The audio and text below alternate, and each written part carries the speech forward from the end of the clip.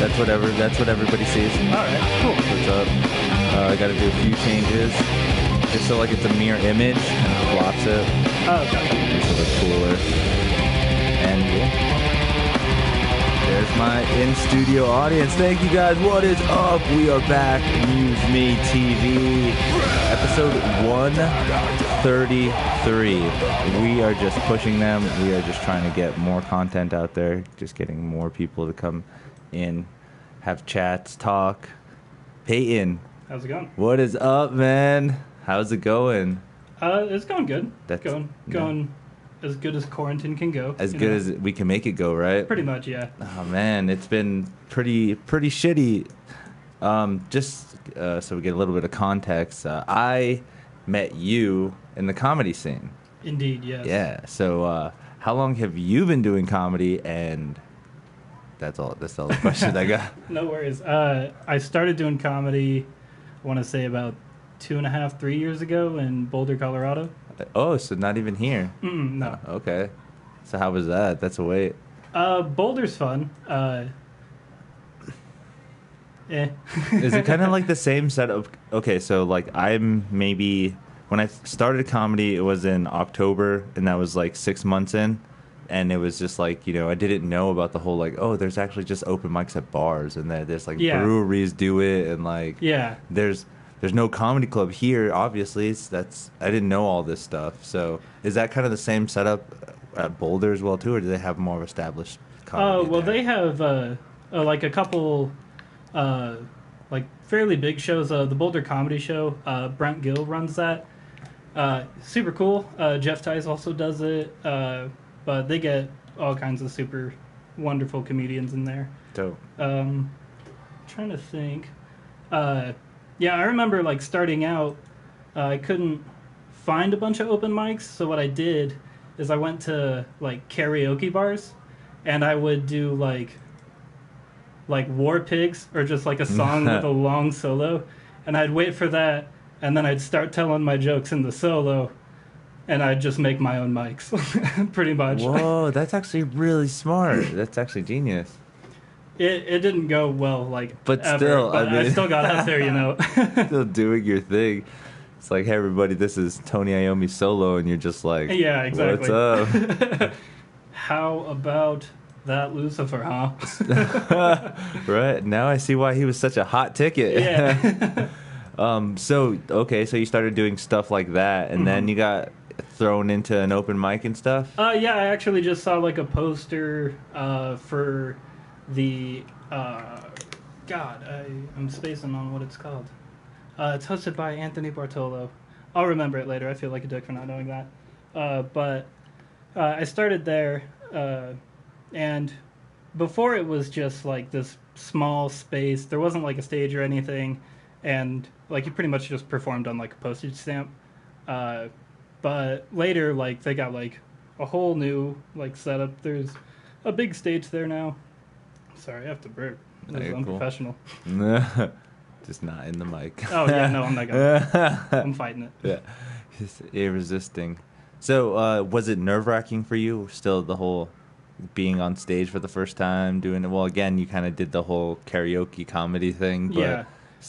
Yeah. Well, like, the first actual time I did stand-up, I lied about being the first time I did stand-up, because, like, I didn't want people to clap just for that reason. So I just wanted to power through that, and it went all right. Like, it went about as much as anybody's first time does, but I didn't get booed, so that was pretty cool. Nice. And then I just kept doing it. That's what's up. Yeah. You seem like a natural performer, though. Like, obviously, we're in there jamming a little bit. A little bit. Like, I've always kind of been, like, comfortable, like, with performing with an audience. However, I'm like super shy most of the time. Like right now, I'm even nervous. Like I'm just I feel it. I feel it. But like when I'm on stage, like I treat like the audience just as one person, like just someone I kick it with, and it's just like a little mental trick that makes it easier. But yeah, one-on-one has always been way harder. Dang. No, well, it's understandable, especially after a while. Like, it doesn't really matter what they think of you. Because, I mean, there's so many of them out there. There's got to be one that's kind of intrigued. If not, it still there'll be a new night, it'll be a different setting, there'll be different people. Yeah. But I can understand the whole getting to know somebody on a one-on-one level where you're just like, oh man, I might see this person tomorrow. It's going to be a little nerve-wracking. Oh yeah, for sure. Weirded out. You're cool, Peyton. I promise. I've always thought you were cool. Ever since I saw the Gravity Falls hat, I was like, I gotta talk to that guy. He likes the same cartoons. Yeah, see, that's always good too when you find those little similarities and stuff too. And you kind of do. When I went to the comedy scene, I end up hearing Royal start talking about Dragon Ball Z. I'm like, right? Yeah. what? That's so crazy. Then you start hearing other people that start mentioning. I think other like things. him, Kevin, and Nick all have like cut off jean vests with like Pokemon patches all over them. Oh, okay. They're pretty rad. I like those a lot. Nice. So they do have that nerd life in them. Oh, for sure. Yeah. So you too, have that nerd culture. Oh, always. I just beat Pokemon Sword. Yes, I did. That was taxing, and it was. Oh, thank you. It's good. It's good. It's a great game. I have it as well. Oh, it's fantastic. I loved it every minute. Me and my girlfriend are playing it like at the same time, and I just barely beat her. Okay. Mighty upset. Did you So have you been following the Pokemon franchise for quite a while? The whole series, like a lot of the. Actually, Pokemon Sword's the first one I've ever beat. Like, I played a lot of Pokemon Stadium growing up. Okay. And I also did Silver, but that's like it. Okay, so a lot of the. What was the other one that came out for the Switch? Let's Go Eevee. Oh yeah, I haven't played that one yet. I do want to though. Yeah. So then there's a massive world that you still, I don't know, do or don't know about. Have you caught like a shiny or anything like that? I haven't. I have like shiny stones, and I'm just waiting, and I just have to keep playing, and it's become. It's so ridiculous. It's so ridiculous. I came across like a shiny Mudsdale, and I didn't catch it like immediately, and then it was just gone, and I was like, never again. There's the 1 in 1,000th of a chance. Exactly, yeah. Just keep at it again. Catch 'em all, Christ. But Pokemon is such a crazy game. Just how crazy it's like. I mean, I'm pretty sure you're not that much younger or older than me. 23. Holy shit. I'm sorry. I'm so sorry. I'm actually, this year I turned 30. Oh, wow. Yeah. So. Happy birthday. But remember Pokemon starting off with just 150 and the whole initial start of the way. Now it's just this whole world of like, you could even walk down the streets. Yeah, and go. I did it today while doing laundry, actually. Go catch Pokemon. That's so crazy. It's pretty rad, yeah. The future. Welcome to it. It's pretty sweet. Is that something you think you're into? Ready for future indulgence in technology? Like, look at Uber. Uber's amazing, but what would be even better if it was just a car with nobody in it? Oh, man. Today, like, on my way here, like, it was just like, I can't remember his name, but it was like, Daniel is going to be picking you up, known for his wit and conversation. Wait, that's what it says? That's what it said. On the Uber? Yeah. And then I haven't used he Uber in a while. said 0 words, like, the whole time. And, like... So you were expecting this? Yeah, and I was just like, no words, cool. Just, I guess, listen to Iggy Azalea with you. It'll be fun. So someone like you, though, you were okay with that immersive conversation if it did happen, right? You would have been cool with it. You would have probably been like, hey, this guy's talking. Doesn't seem annoying. It seems cool. Oh, yeah, no, for sure. Like, I always feel like I put off that I'm, like, not approachable when it's like, I'm just shy, and I have no idea how to start conversations. And that's like I have no idea how to start, like, comedy sets. Like, I just go up there, and I'm just like, all right, I guess I'll just stumble and lose all my momentum, I guess. Yeah. And then I'll just start. It just takes practice, too, man. That's what I've kind of learned over just the 4 or 5 months that I've been doing it. It's just practice. Like, I like to see it as, like, my instrument or something. It's just, like, I have to put in the time. Oh, for sure. But unfortunately, you can only put so much time into it. 5-minute sets a day. Oh, yeah, that's the thing. You just got to, like... I remember a point, I want to say it was like a year ago, but I was doing like 4 or 5 mics like a night, like after work, and it was taxing, but at least I was like getting my name out there and getting experience. That's really like what you have to do, and it's hard, and a lot of it is bombing, but it's definitely worth it in the long run. And it's probably was more there was more mics in Colorado, right? Oh, for sure, yeah. Yeah. Like especially because like Albuquerque, it's really just like Albuquerque, sometimes like Socorro, like if Sometimes Santa yeah, Santa Fe. Fe if you're feeling spunky. But like Denver is like 40 minutes from Boulder, and then there's just like it's like you've unlocked the next map, like for comedy, and Oh, then you're like, oh, okay, I can do all these shows. and just start in like a rotational thing where I'm just like, oh, I'm driving up Boulder, hit Boulders 2, and then into Denver where I Yeah, have 7. Fort Collins is also really cool too. Oh, I see, like Fort yeah. Collins a lot. I've never done, I want to do out of state comedy. That'd be cool. Like just Oh yeah, do the road, right? That's That's what they actually call it. why I moved here to Albuquerque. Was like 2 years ago. I just was like talking to my friend, and I was like, "Hey, let's just like do a mic tour. Like, let's just go to different states and hit mics." And he was like, "Okay, fine, why not?"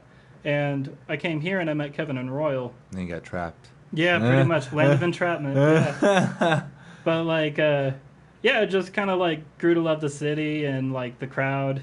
It was just like nice. Like I enjoy the audience that is here. Like I Dope. feel like it can kind of figure out what to do a little easier. It's kind of like my people. I enjoy this. Nice, that's cool.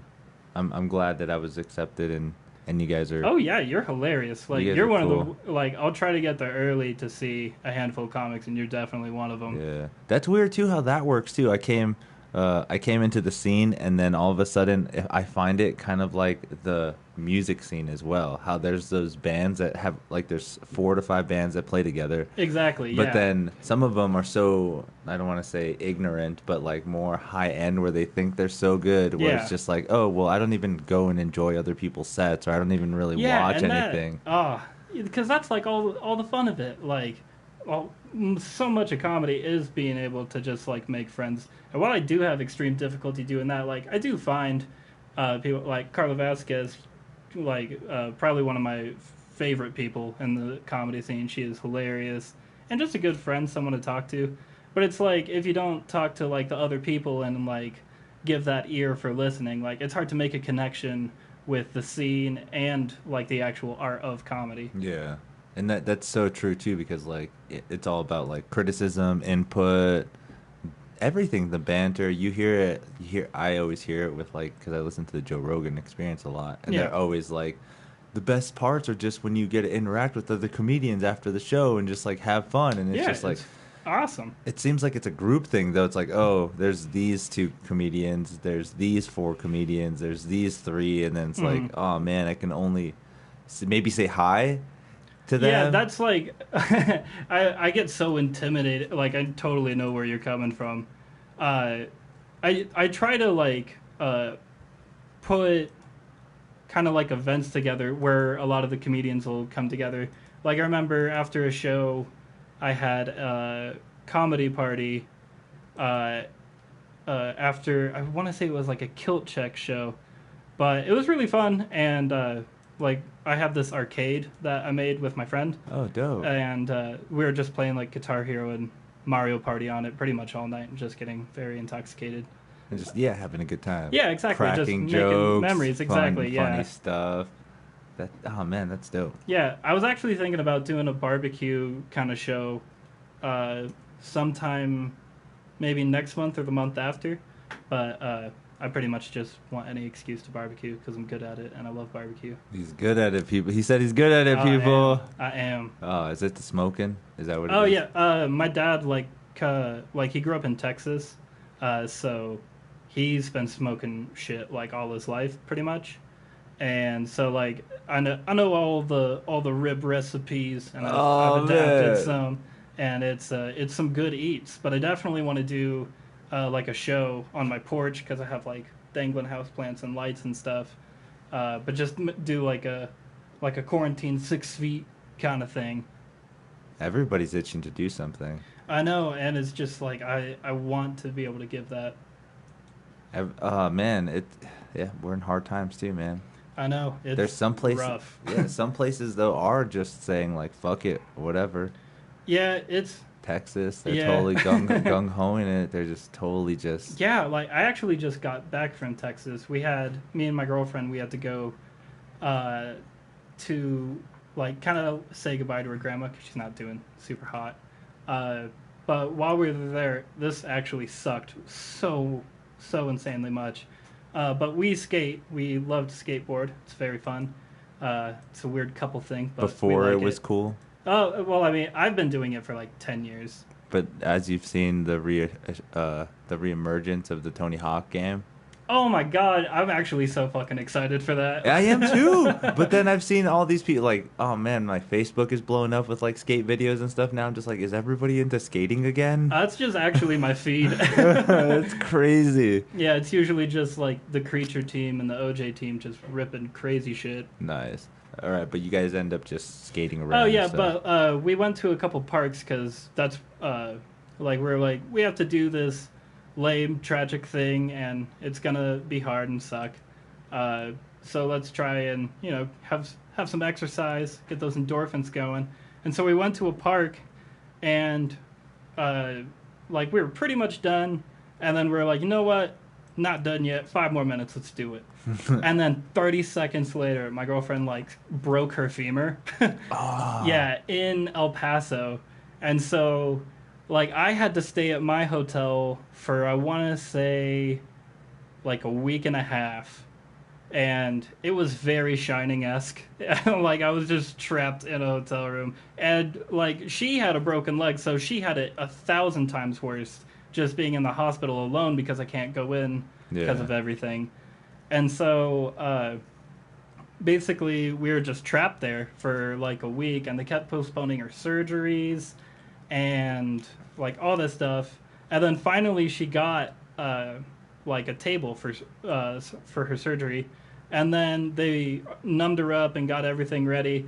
And then they went down, and someone's just getting operated on her fucking table. Oh. Yeah, and then they just didn't have another table. I was just like, this isn't Olive Garden. What are you doing? Like, Can you just wait a second? Yeah, Can you go sit back down in the our buzzer went off. Like, I want to go back to the waiting room. Yeah, like, and they were just super apologetic, and at least that was somewhat consoling. But then, yeah, we had to have our buddy pick us up, and it was just a whole hassle. And like I won't say their names, just to no name drops here, them. people. But like on our way back, like you know how there's like a New Mexico, Texas like border patrol thing. Yeah. I did not know that, and I'd asked my buddy. He was just like, "Hey, can you like?" I was like, "Could you bring some weed, please?" Can you bring some pot? Yeah, man. Can you bring some marijuana? On the hush, please. Yeah. And he was like, yeah, no problem. And again, I did not know about this border. And so we got there, and I was just like, oh, sweet dabs. Here we go. Instantly better. Oh, I actually forgot a huge part. I went skating 3 days after Mary was in the hospital, and I dislocated my shoulder and opened both of my kneecaps. Oh, Jesus. Yeah, it was like ill-advised, and I regretted it, but I made up for it because I did not go to the hospital. Like, I literally just popped that shit back in place. Everything. Just Yeah, like and shoulders in, feet are elevated, I'm good. Yeah, like, I actually didn't know that my knees were, like, it was, like, probably an inch gash, like, like I could see my bone, kneecap. Oh, man. Kneecap bone. Knee bone, why not? But, yeah, I was, like, putting my hands on my knees, and then I looked at my hands, and I was like, wow, those are fucking covered in blood, and that is not good. And so I got in my car, and I drove to Walmart, and then I got butterfly closures, gauze, and, like, some laceration cream.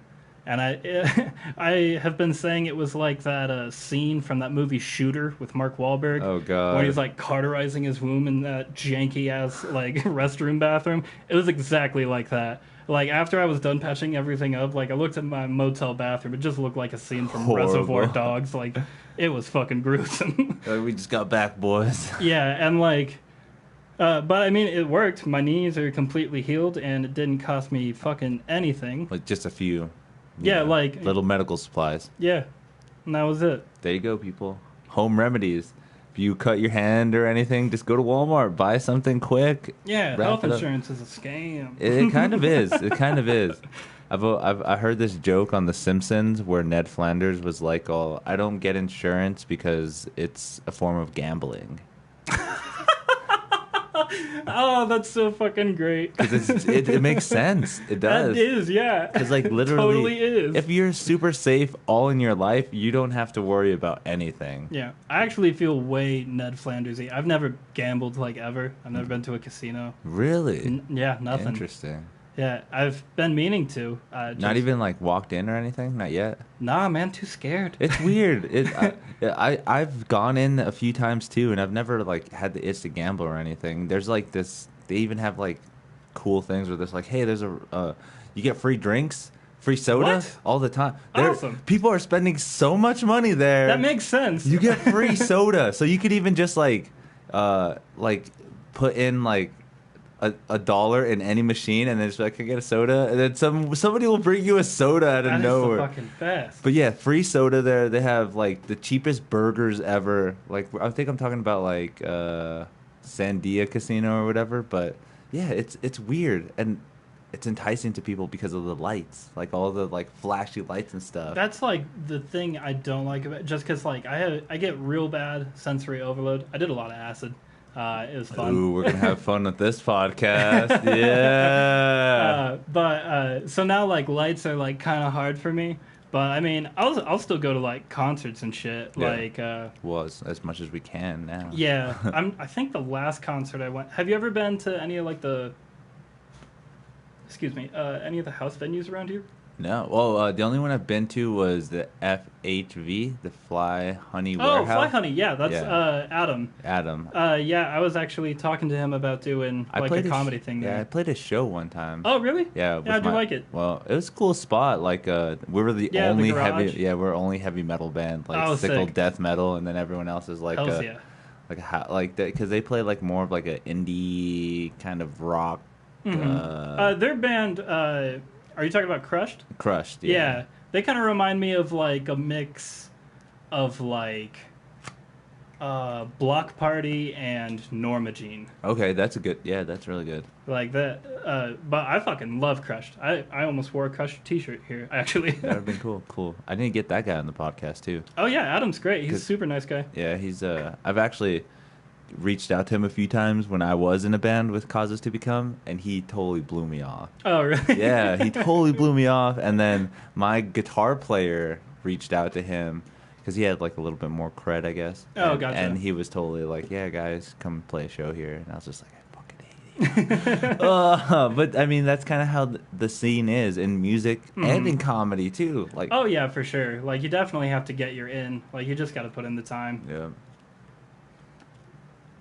We were speaking beforehand about the whole automated car system. Would you be able to do that? Just let a robot car take you from place to place? Fuck no! I've read way too much Philip K. Dick. There's no way. You're kind of thinking Terminator, Skynet. Yeah, man. Do androids dream of electric sheep? Nah, just murder. No, it's not gonna happen. I'm actually really embracive of the future. I would love to just be. Oh no, I'm just kidding around. I definitely would like take an Uber from. I voted for the synths in Fallout 4. So he's good. We know it's going to be okay. But I remember talking about that actual subject one time, and like my friend just kept bringing up like the shipping aspects of them. Like it's just going to like put tons of truckers like out of jobs. And that would be like the only thing that I would not like to happen with the automation of like vehicles and stuff. But that being said, I really want to play that fucking Mario Kart Tesla game. So who knows? Is there a Tesla game inside or is there a Mario Kart game? Yeah, I guess there's like a Mario Kart like type game that like you just play like on the console, like if you're parked. It looks pretty rad. Dope. Yeah. I don't know, man. That guy is the wave of the future. Have you heard of the Neuralinks? Oh, that like the like ear pod.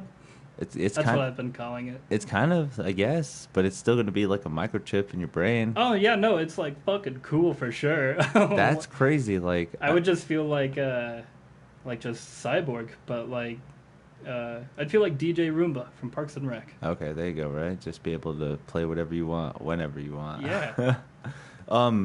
Speaking of that though, the acid trips and stuff. Yeah. With technology coming around and stuff, is that just like some spiritual thing about awakening, or is it just like being enlightened and turning into the humans that we're supposed to be? Like, I don't, again, there's so much about the world and like human knowledge that just blows me away that we'll never know. Oh yeah, for sure. So speaking of like extraterrestrials, or even being able to like see other like dimensions and like other aspects of life, like how do you feel about what could be potential of our brains, or what we do or don't know? Like, are you a believer of any of this? I'm a believer of many of it. Like I said, I read like a lot of Philip K. Dick, and like I'm just a big old conspiracy theory nerd.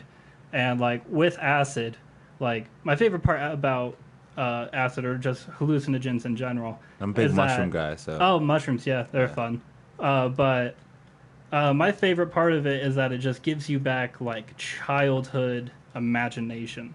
Like I feel like every day, like I just go through and it's like I have this like, all right, fucking pay your bills, do shit to pay your rent, make some artwork, write a book, do this shit.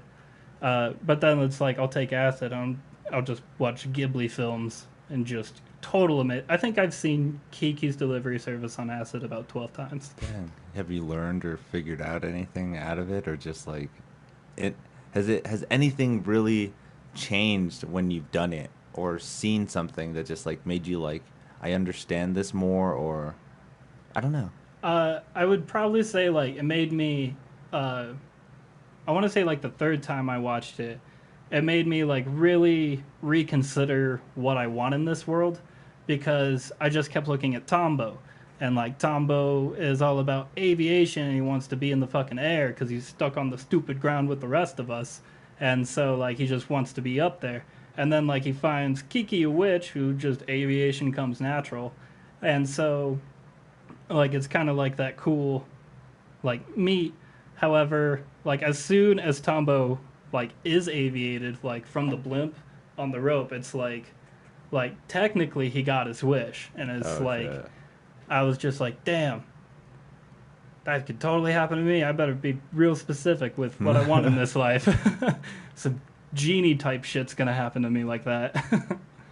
But that, I mean, isn't that what we kind of want? Isn't that what, that would be amazing, right? Mm-hmm. I mean, but yeah, do we have this kind of clouded shield or clouded fog in front of us that we never get to really, it's always there, and then just sometimes we get enlightened, sometimes they do it. There's people that have never been enlightened, people that have never been able to like blow that fog out of their face because they just don't want a little yeah, just a little bit of poison, and you'll never. I feel even like really strong. Imagine if like the world was just like more. I don't know. I can't explain what would happen if more people understood or had open-mindedness to these kind of things, because obviously religion is a really bad aspect of that as well. Yeah, absolutely. It just closes you down. Yeah, for sure. I remember, like the first time I did acid, I had taken it with my friend Jonah, and I think I was. Shout out to Jonah. Oh yeah, Jonah's the realist. Hope you're doing good, bud, over in Seattle.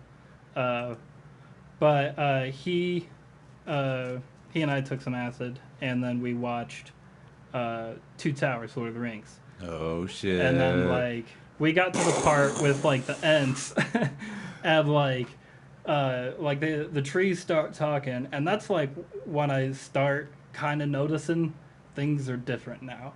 And then he just pauses it. Jonah looks at me, and his face is much longer than it used to be. Whoa! And he's just like, "We should go on a hike." And I was like, "I have no qualms with this." So we hiked off into the woods, because I grew up in Washington. Okay. There's woods everywhere. Dope. Absolutely everywhere. But we go on a hike, and I start like talking to trees, and it was awesome. Like I remember touching like the bark, and it was like rugged but soft, and I was like, that's not the right feeling. It was really cool though, and I was just having a great time, and we wrapped around after, and then I got a phone call from my sister's biological dad, and he was like, hey, your sister Maddie is having a band recital in a couple hours. We'd really like you to come. And I was like, Whoa. oh no.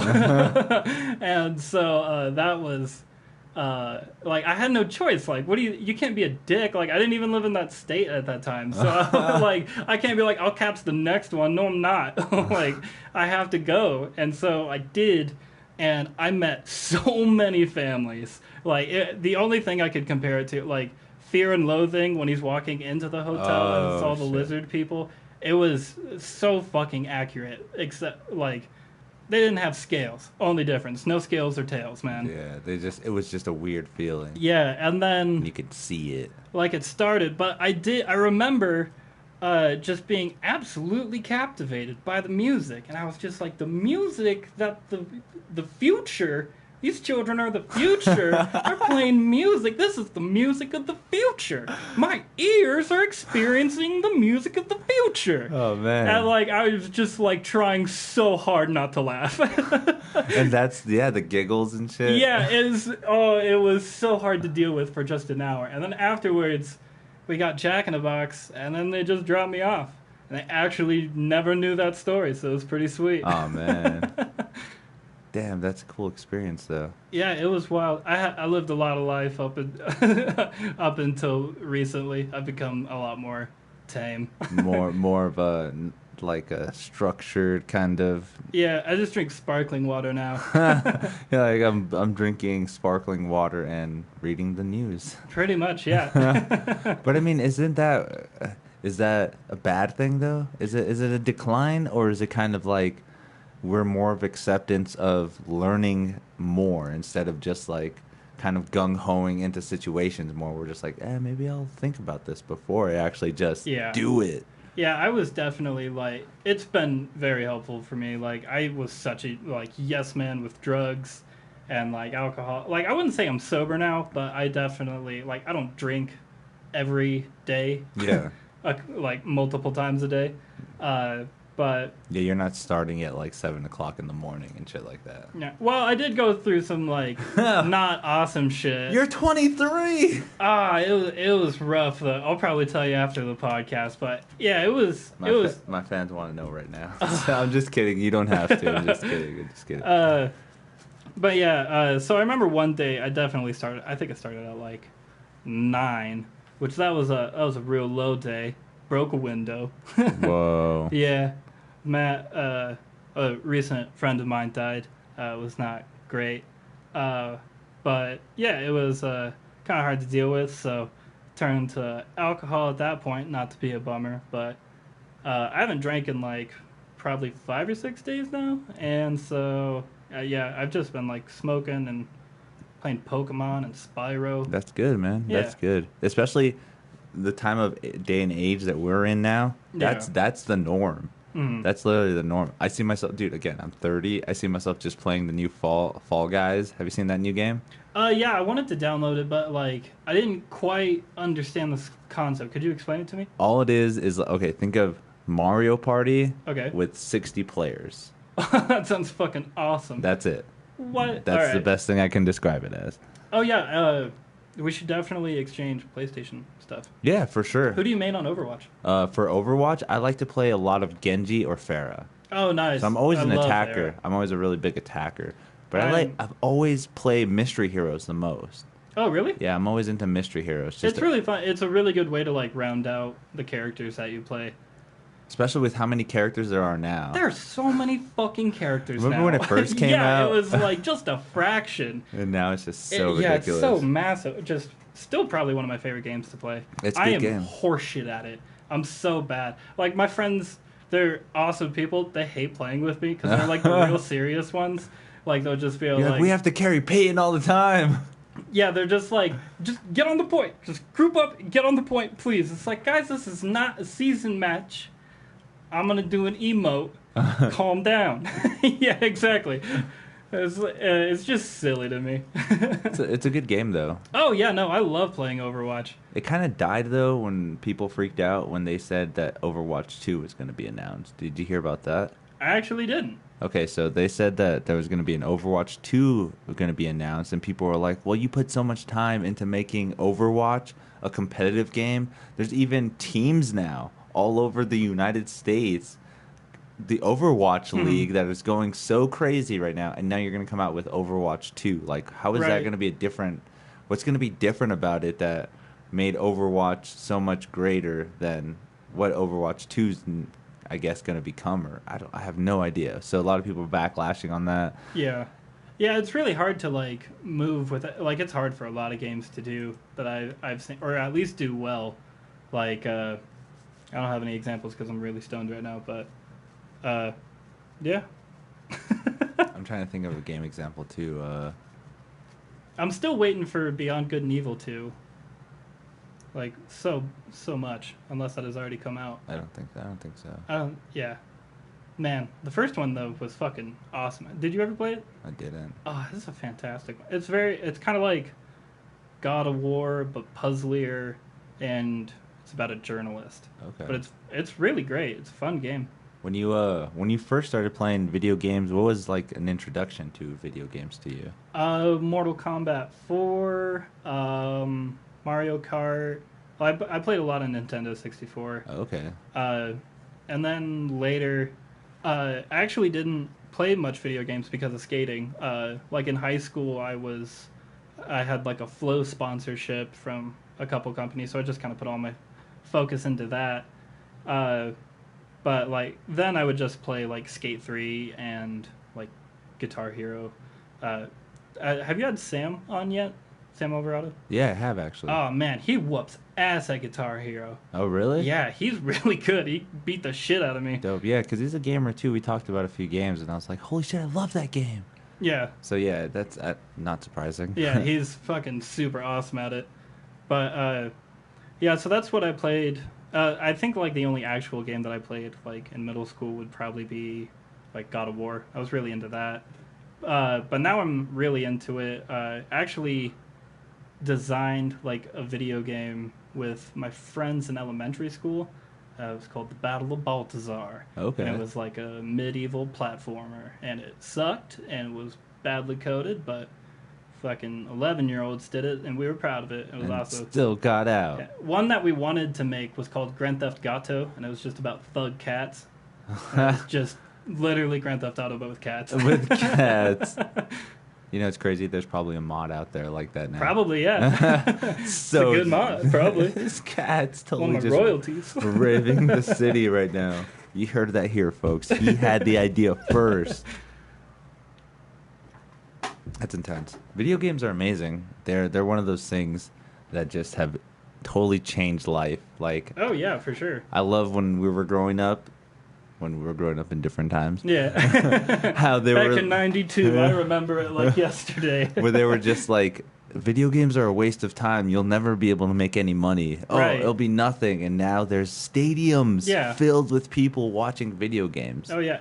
Actually, there's have you ever been to Differential Brewing? I haven't actually. It's kind of over by the college, but they put like the Overwatch and like Hearthstone like competitions on. Dope. Yeah, and there's like free pool. It's a really cool place. I totally love Hearthstone. Hearthstone is my shit. I still have to try. I think I downloaded it so I could get the Oni skin, and then that was it. That was it. That's a good game though. It's a cool card game. I like to play it. Nice. I recently just got into like Magic the Gathering, so I've been trying to get more into that. I'm a fucking nerd, man. Don't play that game. I play D&D, so I mean I'm also horrible too. I played D&D one time, but I think it was, I don't know, it could have been a little bit better. I think it was because of the group of people I was playing with. Oh man, I absolutely need to, because I want to start like a podcast where, another fucking table, top kind of podcast. I do want to make it like an LGBT one. I have the perfect name, Tabletops. But it would just be with me and my bi and queer friends and just playing like D&D. And my dad also collects board games, so he like brings me like a bunch of random ones. Oh. Like I got this one called Dark World from like the 90s, but it's super elaborate and it's like a 3D one, like you have to put it together. But it's a dungeon crawler, but a board game. So it's kind of like Diablo. Oh, dope. Yeah, but it's fun as shit. Like, it's kind of repetitive, but I mean, it's really fun when you're drunk. Like, I gotta have you and a couple other people over to play it. That'd be rad. Nice. That sounds like fun. Does sound like a pretty sick game. I don't. What was? Again, I've done D&D a few times. Mm-hmm. I'm really into Yu-Gi-Oh. Oh yes. So I play a lot Fucking love Yu-Gi-Oh. I play a lot of. I've collected a lot of Yu-Gi-Oh cards, but it's so hard to keep up with the game now. Like I don't know if you. I haven't kept up with it since elementary, but for when I was, I think I had like 8 binders. Nice. Like I was way into the collecting. Now it is just ridiculous. You have like link cards, pendulum monsters, like What? XYZs. Like there's too much. It's so much into it, but it's still a fun game to play. The video game aspect too as well. I've always been into Blizzard brand stuff. Yeah. So like StarCraft. Oh yeah, I love StarCraft. That's a game that I can fucking. Oh man, that's one of my shits right there. I wish I was like a pro player. I wish I was Korean just so I could be good at that game. Like no joke. Like those guys are amazing. I'm always like up late at night just watching like streamers of just StarCraft. Oh yeah. Or they have competitions where like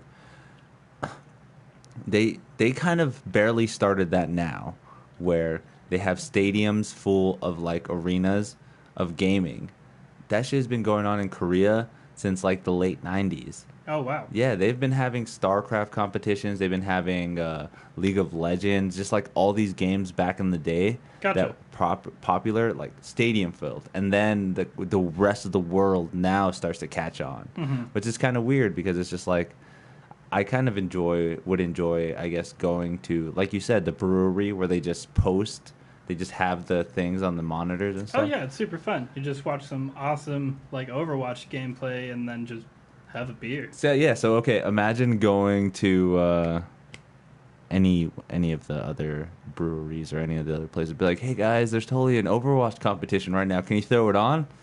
What'd you say, boy? Yeah. I just don't see it. Like it's not as open as it needs to be right now. Yeah. But we're just nerds, I guess. Yeah. Definitely. I'm definitely a nerd. Hilarious. But that's not a bad thing either. I mean, Yeah, I know. I've come to terms with it. I watch Final Fantasy movies. I get it. I've been to Comic-Con. There's hot women there. Yeah, exactly. It's not bad. Have you been to a Comic-Con here?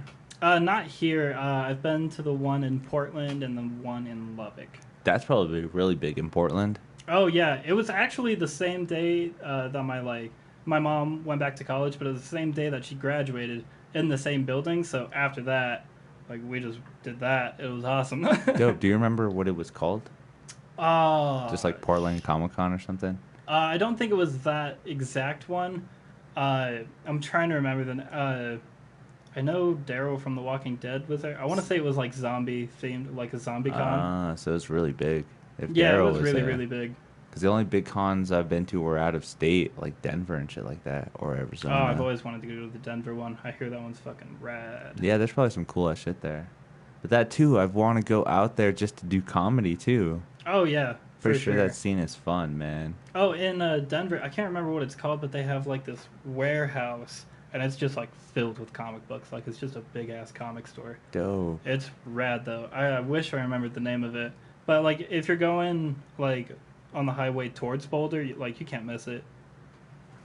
It's a big ass fucking building with Superman on it. It's just right there. That's like going to Moriarty and finding that fireworks stand there. Right. They're just like, hey guys, buy illegal fireworks here. Right. It is. Yeah, it looks exactly like that. Like instead of Black Cat, it's just like Green Lantern. It's fucking cool. That's pretty sick. So we were speaking more about like random bullshit like that. Do you believe that there's actually aliens out there? Oh, absolutely. Do you think that they might be among us already? It wouldn't surprise me. I definitely think that there would be some sort of species, like, already. When I think of like Alien, I kind of think. Have you seen that movie Fallen, with like John Goodman and Denzel Washington? I haven't. Oh well, it's like possessive. So I would kind of think that it would more be a life force than like a physical being, just because like space is mainly gaseous anyway, and if like there is life on other planets, which absolutely, it would have to be, I would think, like something that could like withstand gaseous like atmospheres and stuff like that. So I think like something kind of more spoopy, paranormal kind of attribute as opposed to like E.T. Okay. Because, yeah, our concept of aliens, well, pretty much what we see on TV and stuff is kind of weird, you know? The big heads, the whole slender bodies, reptilians. Like, you know, these ideas of aliens are weird. But this is where the conspiracy comes in, is what if it was desensitizing us so that when we do see this, it's not as freaky? Yeah, I've definitely heard that before. And that is a for sure theory that I've gone with. Sorry, my throat is very dry. No, you're cool. That's why I feel like I would freak out if I do see it. Because they showed us all this time. And we were just... In the 90s, they had a movie about this. Right. See, that would freak me out. Yeah, absolutely. I believe one time I was watching... I think it was X-Files. Yeah, it had to have been X-Files. I watch it way too much. Man. Didn't they try to reboot it? Did you see that reboot? No. You should check it out. Nothing sacred. There's two episodes that were good of the reboot, but it was only actually a 10-part series. That's okay. They just tried to bring it back for a little bit. They had all the original actors, though. Mulder and Scully over there. Really? David Duchovny? Yeah. I can't remember Scully's name for the life of me right now. Her, yeah. I'm trying to... Oh, me. You remember Mary, my girlfriend? Yeah. You've seen her shows and stuff. We were like watching X-Files. I think it was yesterday, and she was just like, "Oh wait, check it out! Don't make pizza yet. You're gonna miss when Scully runs in at the last minute, and it's all over because she's fucking never there." That's her scene. Yeah, like anytime like something happens, like Mulder's just like, "I knew it," and Scully's just like, "I'll be right there. I'm tying my shoe." I got the light. Yeah, exactly. Yeah. Like she's always just a hair too late. That's the X-Files, man. Yeah. that was a good time. That was a good show. Yeah.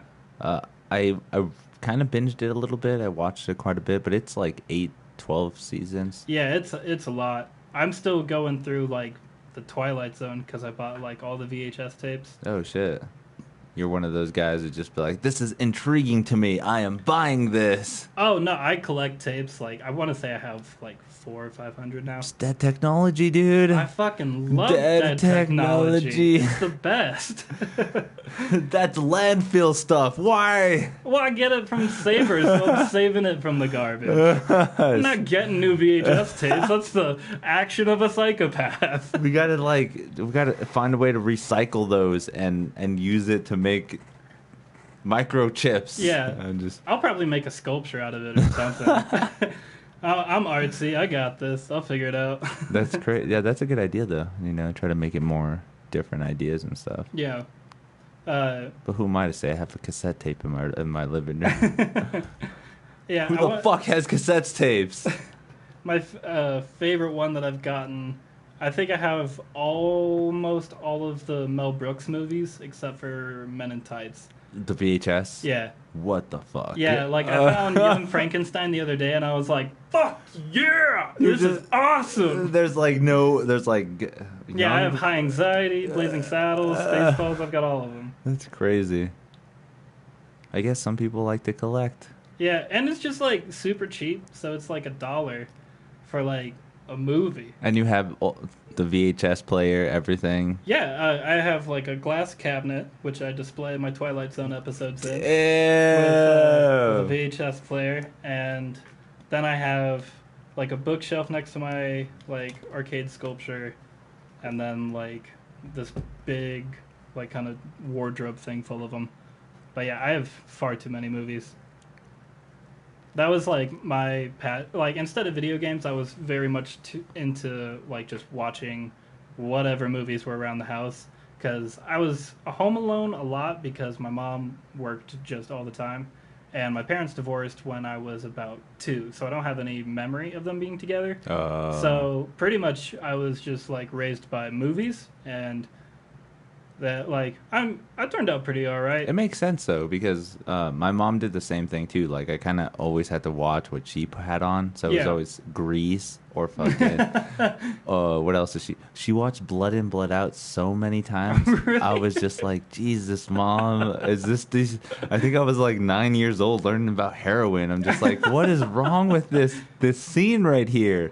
But I mean, look at who I turned out to be. Yeah. So sure. how bad is it, right? Right. Some people can be introduced to something sooner than others, and it doesn't really desensitize them in a bad way. Yeah, like, I was introduced to, like, comedy probably, I think it's, like, the first memory I have of actually, like, watching a movie, and it was one of Dave Attell's first specials. Oh, nice. And, like, I was just, like, soaking it in, and I remember, like, I didn't understand any of the jokes, obviously, but just, like, the inflection of his voice and, like, how he spoke, and just, like, hearing, like, a whole crowd of laughter, it was just mesmerizing to me.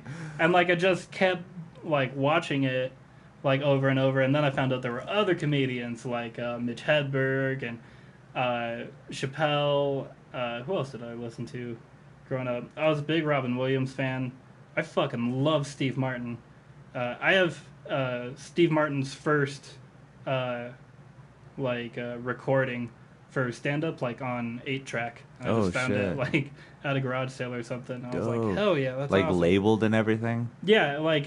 he put it out and everything? He's like, hey... Oh, no, it was, like, his first actual one. Like, his first actual, like, special to come out. Yeah, like, but on 8-track. Yeah, like, it has a box and everything. It's pretty dope. rad. Okay, see, now I'm appreciating the collectors. Yeah. Basically, my house just looks like a weird... like, bodega. You're just like, honestly. Welcome back to the 90s, people. Yeah, like, my arcade is made up of a CRV TV, and it's inside of, like, one of those USA Today, like, newspaper vendors. Nice. Yeah, it's really cool. Me and my buddy Jordan put it together. But that's the artsy side of that right there, for sure. Yeah, it was really fun, and it works. Make multiple of those and sell them online. Oh, I was going to. I'm trying to get an exhibition started, like, even, like, curbside, or just, like, letting 2 people in at a time. But I'm hopefully trying to ask someone over at 1415. I don't know if you know where that is. I don't. It's a pretty cool little art gallery. And then maybe, like, the Guild or something, and just do, like, a virtual expedition, and just, like, tape off seats or something. Dope. But I don't know. I'm just trying to think outside the box for what we're living in. Just trying to get out there. Yeah, pretty much. We're here just doing our thing, right? Yep.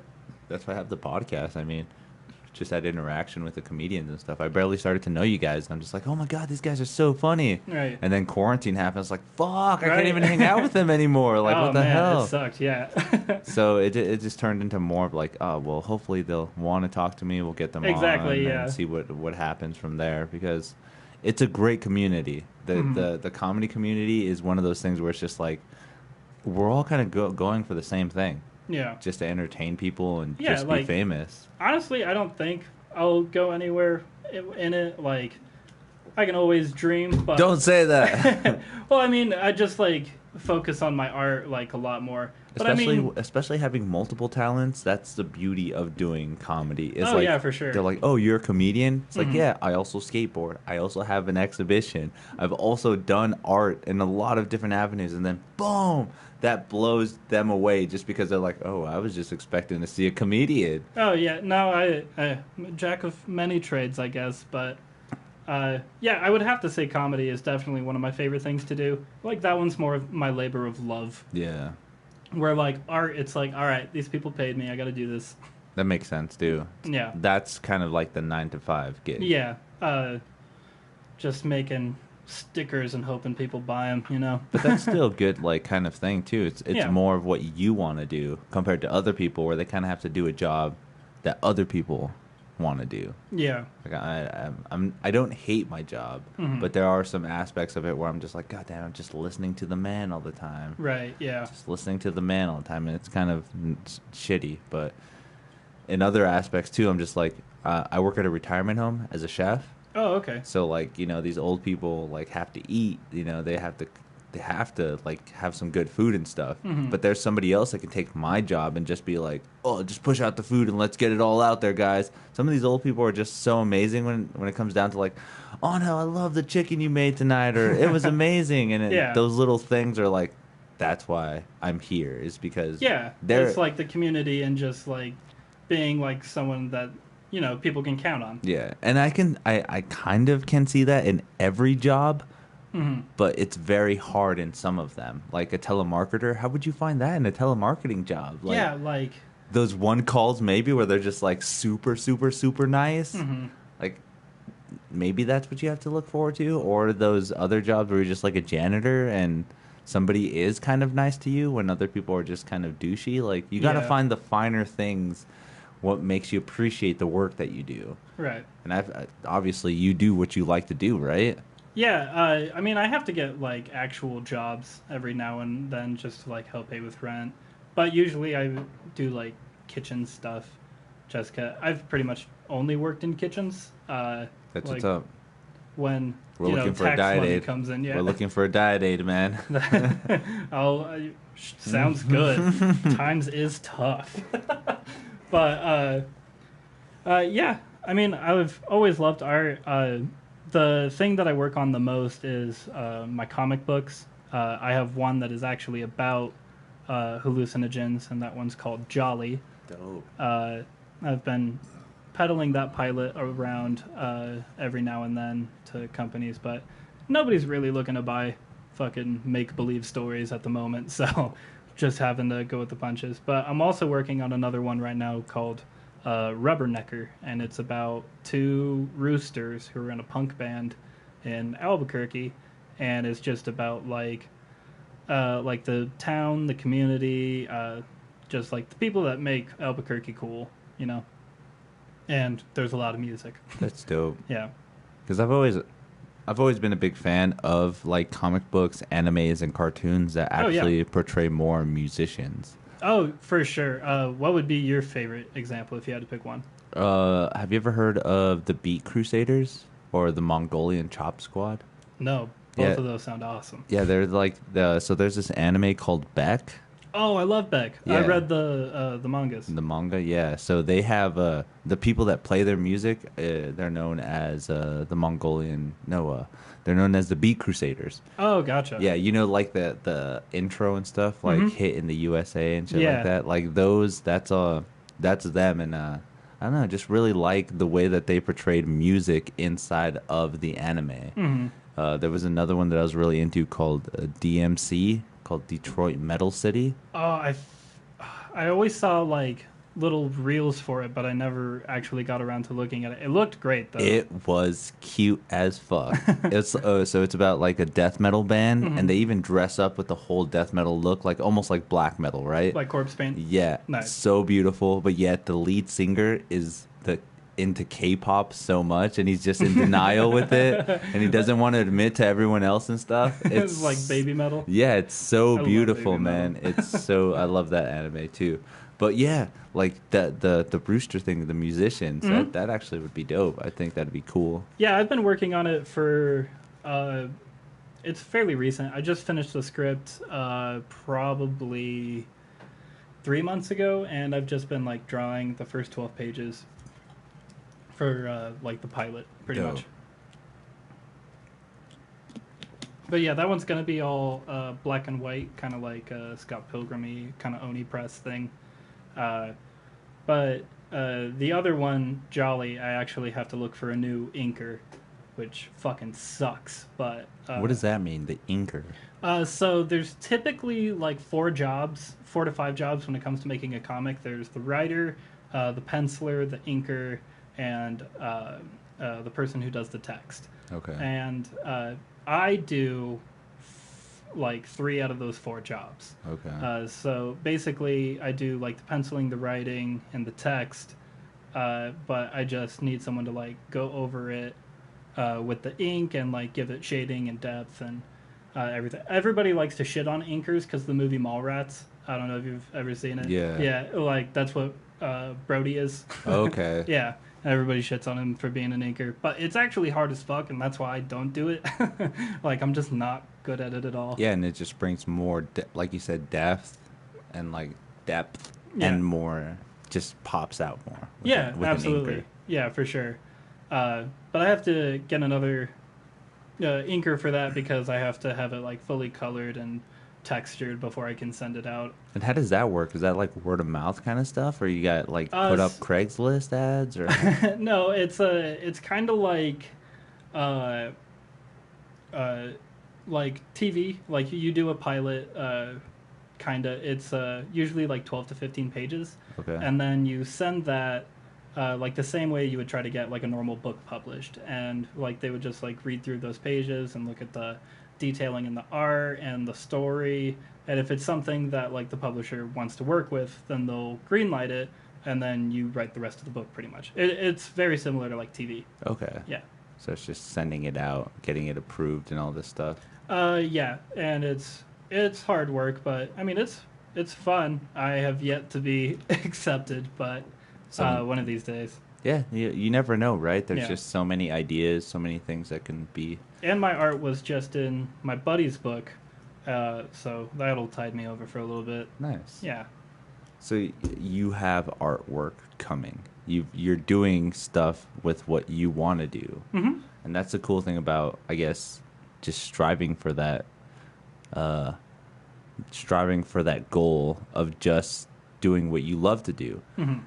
This is going back to the technology thing. Is like, wouldn't it be amazing if we just had so much more robots doing what we need to do? The stupid miscellaneous things, like the 9-to-5 jobs, bank telling, driving, fast food, so that as humans we can actually pursue our dreams and goals more. Yeah, you would think that would be like what people would want. Maybe that's what utopia like, is. They'll take our jobs. It's just like, oh, they're gonna take your shit job, and then you have to rely on the thing that you had like a dream for in high school. The thing I think our people are freaking out is that they won't get any money for anything. Well, I mean, that's when you use your brain and just like, let's make more money. Like with the art, I never thought I would ever make money with it, like ever. But I sold one, and then I was like, oh shit, I can just do this. And then I did, not to say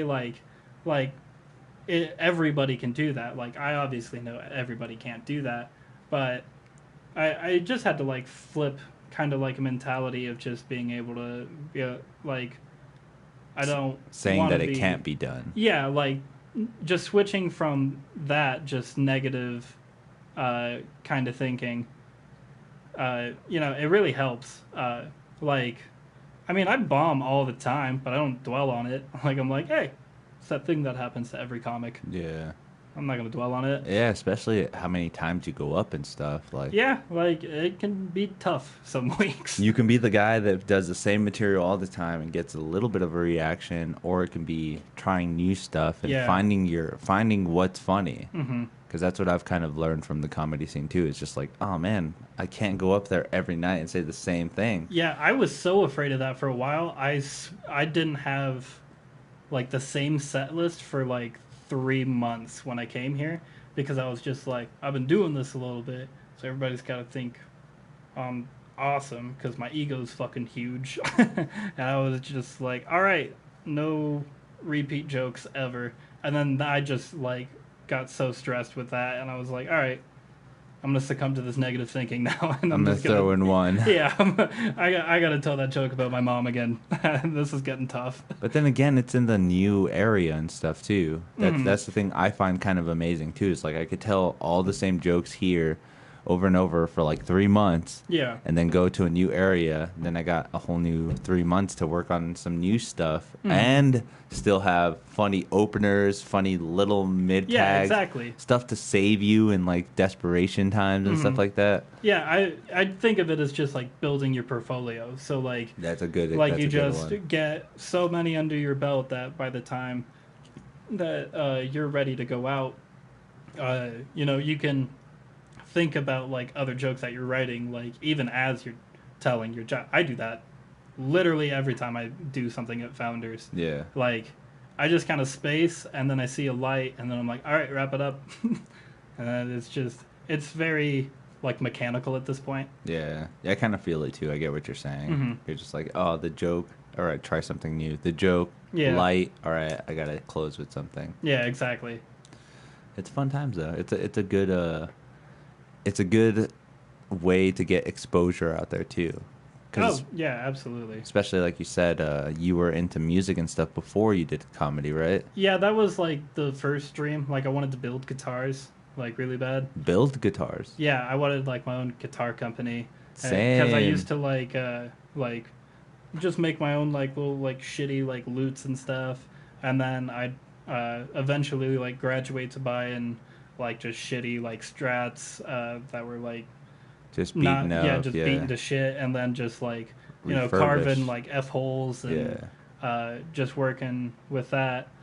And that I actually got to be fairly okay with that, and it was really fun. But it was just like, like that college was really expensive. I was like, no, thank you. Yeah. And so, I just kind of got into comedy around the time like I went through like a really bad breakup, and then I had to move to Portland because that's where like my mom was, and I just wanted to be closer to family. But my mom would take me to the Portland Helium open mic, and I would just like sit there and I'd be like, man, these people really don't give a fuck if they're bombing or not. This is awesome. I want to do this. But like every time I went to go sign up, I'd get nervous and walk away. And so like after I moved from Portland to Boulder, I was like, know what? It was a new place, new me. I'm gonna do it. I'm gonna try and do stand up. And then it was super fucking hard. But, I mean, it's really fun. You meet cool people. Yeah. I've met tons of friends through comedy, especially out there. Like, there's a lot of really, really, really cool people out there. That's cool to know, too. It's like you can go to a new place and it's a different environment. I'm not sure if Lucas is still doing that show, but there's a show at, like, the college there at CU, and they do, like, an open mic. And it's like, it's got a nice sound system and stage, and it's really fun to do. But yeah, if you ever go to Boulder, I'm sorry, I don't know. Jesus. If you ever go to Boulder, there's definitely tons of mics. Longmont even has like more, which is like the outside town. Okay. It's kind of like where everybody lives, so it's not so expensive. But it's awesome. I gotta check that out. Yeah. Just out there in the comedy world, and I can't even imagine going to like other bigger cities like New York or Los Angeles oh and shit my like god, it scares the shit out of me. Like I want to so bad, but it's like, god damn, I'm definitely gonna live in a box. Yeah, like, especially no out there. Damn. Yeah, it's like I like to think that I'll fit in because I'm kind of an asshole, but like at the same time, I know people like in New York, and they're very nice. But like at the same time, I don't want to be like, I'm home, and then everybody still thinks I'm an asshole. They're like, yeah, this isn't what I was expecting. Yeah, exactly. It's just like, where's the walk in here? And where's my street mangoes? I wanted those. Yeah, that's I don't know. It's an experience, so that'd probably be worth it, though. Oh yeah, for sure. I would still like to do it. It's just terrifying. It's like kind of looking at like a cliff that's foggy, and you're like, I can jump, and I've heard it's awesome over there. I've made it once before. Yeah, it's just it's a scary jump, and I feel like I'll be able to make it one day. But right now, I gotta focus on shit. Gotta focus on building that portfolio. Oh yeah, that art portfolio as well. Indeed. Well, we've actually been here for like an hour and 10 minutes now. Oh, wow, really? Yeah, we're just chilling, just having a chat. I guess if you were to have my followers, where can they find you? Where's some places that they can find Peyton's work? My Instagram is at the Peyton Moore, 2 E's and underscores in the spaces. I also brought a copy of my book. It's my copy because I didn't have another one. But you can get this book. It's called The Numb Ocean by my friend. You can't really see it, but I did the artwork. But you can get it at his website at www.pjziles.com. Audible Paint published it. I can't remember how much they are.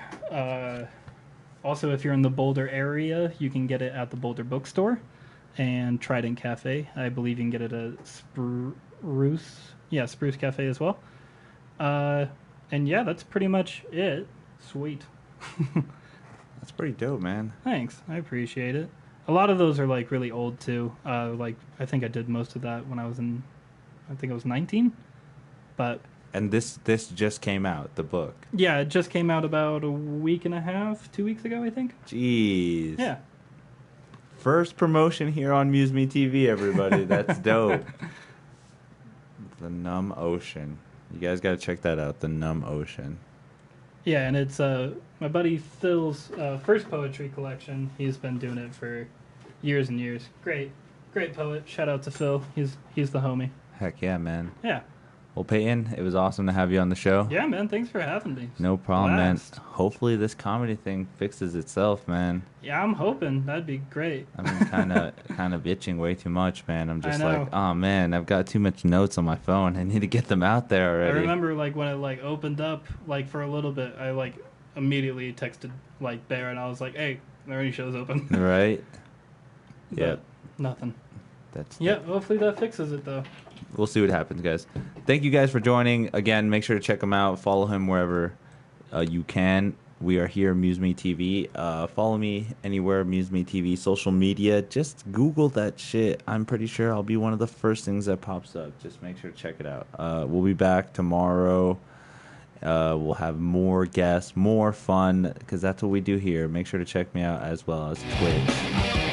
Peace out, guys.